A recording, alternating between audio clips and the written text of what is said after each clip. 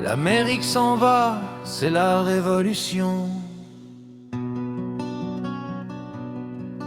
Pas de taxes sans élus, crient les révoltés. Mais Georges ne veut rien entendre à leur liberté. Il envoie les tuniques rouges pour imposer sa loi. Il se croit invincible, il se croit le seul roi. Mais à Boston, les caisses finissent à l'eau. C'est le début d'un drame, le lever du rideau. Pendant que Washington, ses troupes il ordonne, Yorktown sonne le glas de l'orgueil impérial. L'Amérique s'échappe, c'est le choc final. Georges reste sa mine soir errant dans ses palais, perdu dans ses pensées parmi ses vieux valets. Georges trace et face dans ses rêves de cristal. Son fils Georges Paul prend le sceptre royal. C'est le prince régent, l'ami des élégants. Il dépense sans compter, il est extravagant. Il aime les palais, le luxe et les dandys. Brighton et son dôme, c'est sa propre folie. Mais le peuple murmure, le prix du pain s'envole, pendant que le monarque joue son plus beau rôle. Puis Guillaume IV, le roi Moira arrive, un souffle de réforme sur la vieille rive. Il n'a pas d'héritier, l'autant lui est compté, mais l'esclavage est enfin par la loi effacé. Le Parlement s'agite, le vote va s'élargir, le vieux monde s'apprête à enfin s'assoupir.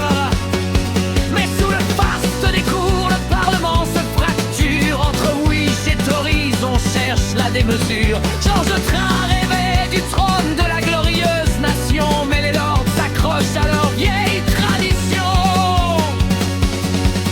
Le système est de fer, inégal et féodal, l'union des trois couronnes dans un calme impérial. Pourtant la France s'en mêle et le vent tourne au rouge. On craint les jacobins, on surveille ce qui bouge. On interdit les droits, on étouffe la raison. La peur de la révolte finit par faire prison. Les caricatures grincent, carnaval et débauche. On raille la noblesse que les scandales fauchent. À Birmingham, le fer forge pour l'ex-colonie. L'usine est encore rare dans cette terre infinie. Le travail est au champ, saisonnier, précaire. Pendant que l'Irlande meurt, le ventre à la poussière. La pomme de terre pourrie, le grenier se déchire. La famine s'installe, on ne peut que s'enfuir.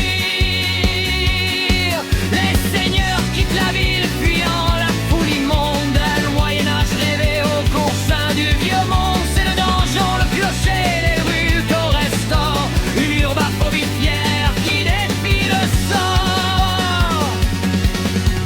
On Disneylandise les châteaux du passé, pendant que Napoléon rêve de nous terrasser. L'empereur prend la Louisiane, l'Égypte et rêve de l'Inde, pour que l'orgueil anglais enfin se dépeigne. Les Acadiens s'installent sous le ciel du bayou, tandis que sur les mers on resserre l'écrou. Mais 18